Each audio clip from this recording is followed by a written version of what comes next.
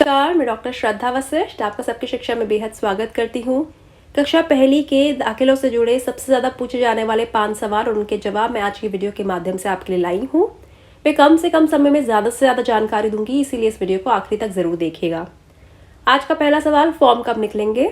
तो केंद्रीय विद्यालय संगठन ने कर दी है घोषणा कि 28 फरवरी 2022 से फॉर्म निकल रहे हैं और फॉर्म भरकर जमा करवाने की आखिरी तारीख है 20 मार्च 2022।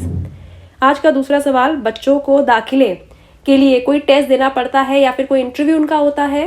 तो बच्चों को दाखिले के लिए ना ही कोई टेस्ट देना है, ना ही कोई इंटरव्यू देना है। आपने केवल बच्चे को ऑनलाइन फॉर्म भरना है जो 28 फरवरी को निकलेगा। फॉर्म को कैसे भरना होगा, क्या कागजात लगेंगे, वह जानकारी भी मैं आपको दूंगी। आपको चिंता करने की जरूरत नहीं है, लेकिन फिलहाल के लिए आपका ये जानना जरूरी है कि बच्चे ने किसी भी प्रकार का ना ही तो टेस्ट देना है, लिखित पेपर देना है, और ना ही बच्चे का इंटरव्यू होगा। आज का तीसरा सवाल, बच्चों की दाखिले के लिए उम्र क्या होनी चाहिए? तो 31 मार्च 2022 को बच्चों की उम्र 5 साल से अधिक होनी चाहिए और 7 साल से कम होनी चाहिए। मतलब कि बच्चे की उम्र 5 या 6 वर्ष होनी चाहिए, 4 साल नहीं होनी चाहिए, 7 साल नहीं होनी चाहिए। आज का अगला सवाल यानी कि आज का चौथा सवाल, कौन से कागजात की जरूरत पड़ेगी? तो मुख्यतः 3 कागजात की जरूरत होती है। पहला, बच्चे का बर्थ सर्टिफिकेट यानी कि बच्चे के जन्म का प्रमाण पत्र। और मैं आप सभी को कहना चाहूंगी, बर्थ सर्टिफिकेट पर बच्चे का नाम और बच्चे के नाम की स्पेलिंग सही होनी चाहिए। बच्चे का नाम जरूर होना चाहिए, बच्चे के नाम की स्पेलिंग जरूर होनी चाहिए। अगर कोई गलती है बर्थ सर्टिफिकेट में बच्चे के नाम की स्पेलिंग की, आप सही करवा लीजिए, अभी समय है। दूसरा, आपको चाहिए होगा घर के पते का प्रमाण पत्र यानी कि रेजिडेंस प्रूफ, एड्रेस प्रूफ, जिसे हम निवास प्रमाण पत्र भी कहते हैं। वो माता या पिता में से किसी एक के नाम का होना चाहिए। आप आधार कार्ड दे सकते हैं, आप वोटर आईडी का इस्तेमाल कर सकते हैं, पासपोर्ट का इस्तेमाल कर सकते हैं, ड्राइविंग लाइसेंस का इस्तेमाल कर सकते हैं, बिजली के बिल का इस्तेमाल कर सकते हैं, पानी के बिल का इस्तेमाल कर सकते हैं। जो भी आप रेजिडेंस प्रूफ देंगे वो माता या पिता के नाम का ही होना चाहिए, वह किसी रिश्तेदार के नाम का नहीं होना चाहिए। और अगर आप किसी वजह से अपना शहर छोड़कर या अपना राज्य छोड़कर किसी दूसरी जगह रहने चले गए हैं और आपके सारे कागजात पर जो एड्रेस है वह पिछले घर का है, जो आपका अपना घर है जहां आप रहते हैं, लेकिन अब आप किराए के घर में हैं, किराए के घर में कोई कागजात नहीं है, तो ऐसी स्थिति में आप किरायानामा, जिसे हम कहते हैं रेंट एग्रीमेंट, का इस्तेमाल भी एड्रेस प्रूफ के रूप में कर सकते हैं। और तीसरा कागजात जो चाहिए होगा, जो जरूरत होती है, वो होती है बच्चों की पासपोर्ट साइज फोटो की।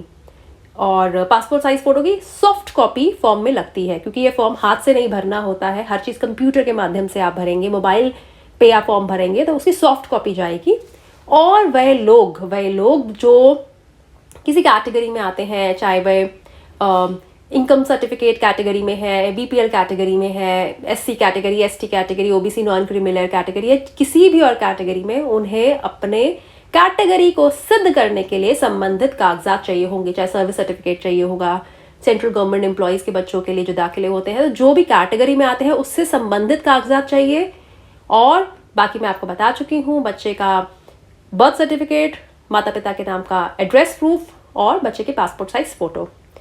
अब 5वां सवाल है जो बहुत से पेरेंट्स पूछते हैं कि कक्षा पहली में दाखिले के लिए क्या टीसी की जरूरत पड़ेगी? टीसी की जरूरत बिल्कुल नहीं पड़ेगी कक्षा पहली में दाखिले के लिए। टीसी की जरूरत केंद्रीय विद्यालय में कक्षा पहली से कक्षा 8वीं के दाखिलों में नहीं पड़ती है।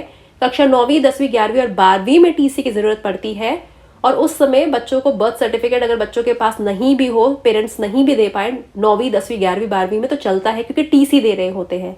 लेकिन कक्षा पहली से कक्षा 8वीं में टीसी की देने की छूट है। मतलब कि टीसी अगर नहीं है पेरेंट्स के पास तो कोई फर्क नहीं पड़ता, टीसी मांगा ही नहीं जाता। लेकिन टीसी की अगर टीसी नहीं है, आपको चिंता करने की जरूरत नहीं है, लेकिन बच्चे का बर्थ सर्टिफिकेट होना चाहिए। उम्मीद करती हूँ आपके 5 सबसे ज्यादा पूछे जाने वाले सवालों के जवाब मैं आपको दे चुकी हूँ और आपको उनसे लाभ होगा। फिर भी कोई है सवाल, आप नीचे लिखे कमेंट सेक्शन में मुझे बताएं। आने वाले समय में उस पर भी वीडियो लेकर आऊंगी। समय कम है, सिर्फ है अब 2 महीने, और मैं आप सभी से अपील करूंगी कि सबकी शिक्षा की सभी वीडियोस देखें ताकि कोई भी महत्वपूर्ण जानकारी आपसे मिस ना हो। अब मुझे डॉक्टर श्रद्धा वशिष्ठ को इजाजत दीजिए। नमस्कार।